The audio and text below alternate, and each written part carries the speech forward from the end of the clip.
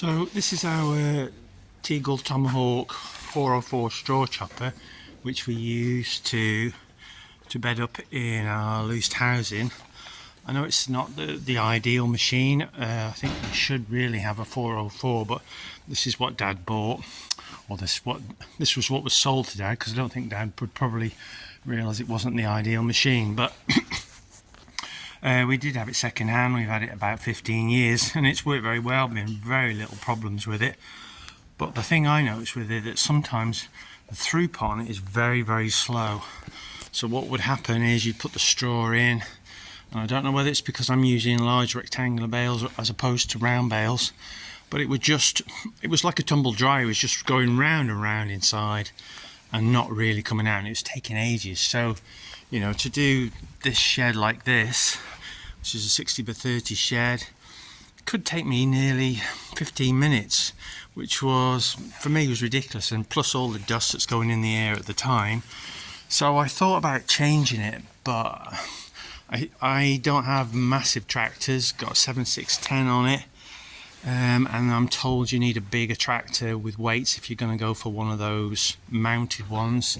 I reversed in the shed, so I wasn't crazy about the idea of having a trailed machine, although people say that they are ideally the one that you want to go for.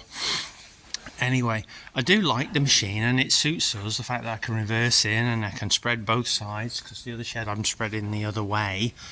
It works quite well without having to really spend any money. So I've done a couple of homemade upgrades, so I'm just going to have to climb in the back to show you the first one.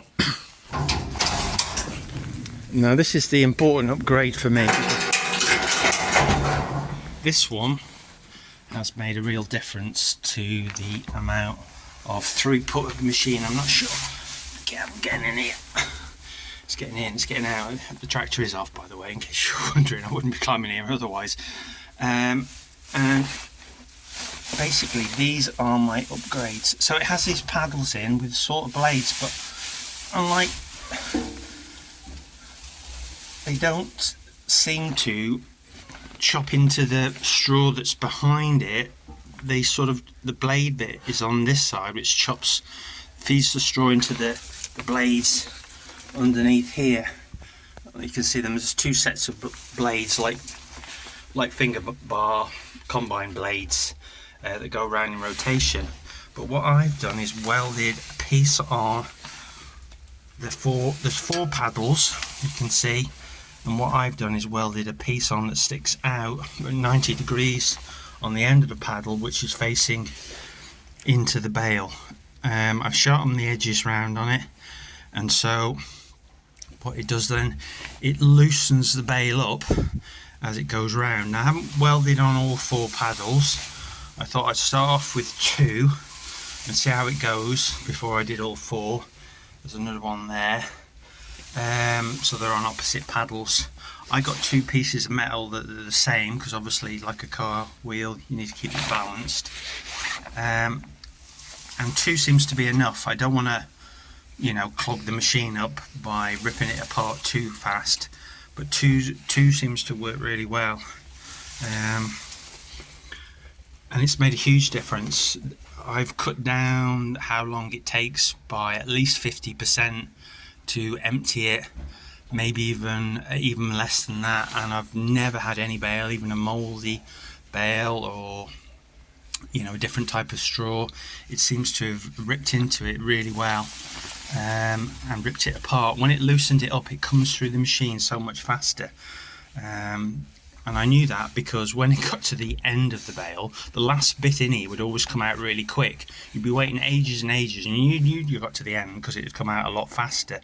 Now it comes out quite fast all the way through, and it doesn't make any difference whether you've just started up or you haven't. So fortunately I haven't blocked it up yet, so I'm very pleased with how it is. So that's the first upgrade, and it's worked very well, so I thought I'd share that with you. And the second upgrade is this. Now, I noticed this when I watched a YouTube video on a new one, that this grating here, which allows you to see in from the tractor cab, to see in whether there's any straw still in the machine, it's usually just a wire mesh, and what would happen is all the straw would go through it, it would fill up on the other side of it, and then you couldn't see through it anyway. I noticed by watching this clip on YouTube that it had a plastic mesh over it, so what I have done is I slackened off these 4 bolts, the plastic's on the other side, slid it in, tightened the bolts up again, and now I have plastic here. Obviously it's still got straw in it, but you can actually see, mine is opaque, I couldn't find any clear perspex. I could have gone out and bought some, but I just used part of an old drum which I cut up, so it's got some opaque plastic, but you can see the light through it. Not that it makes a big difference, but actually you kind of know when it's running out because it just stops coming out, so it's not a big deal. But what it does do is, and I'll show you, what it does do is it stops this bit here filling up with chaff. So you can see the light shining through, so you know when there's no straw behind. And this bit here behind doesn't fill up with chaff because I swap from side to side, so I need to move these paddles, and you had to scrape it all away from here because there was so much of it, and now there's very little. I mean, still with these machines you do get a lot coming through around the drum and everywhere, but it's a lot better with that piece of perspex on than it was before. So simple little thing, but it seems to have made an improvement.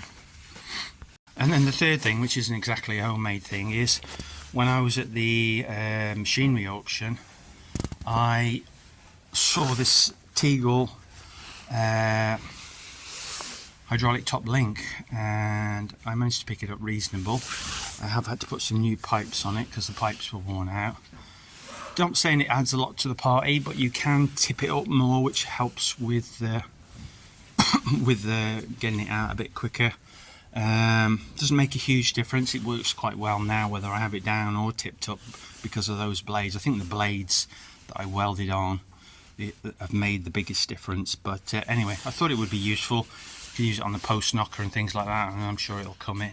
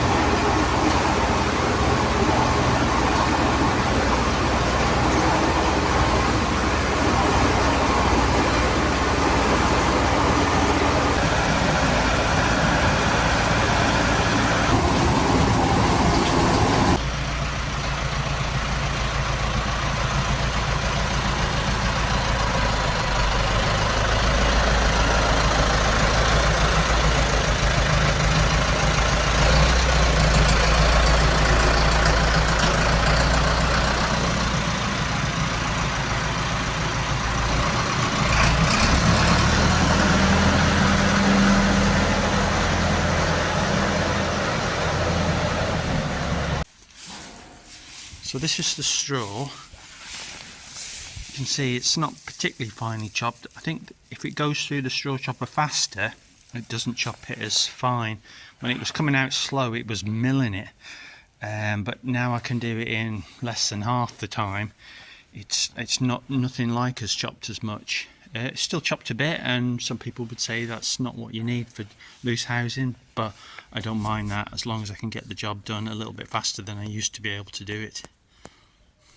So thanks for watching. Please consider subscribing, and I'll catch you in the next one.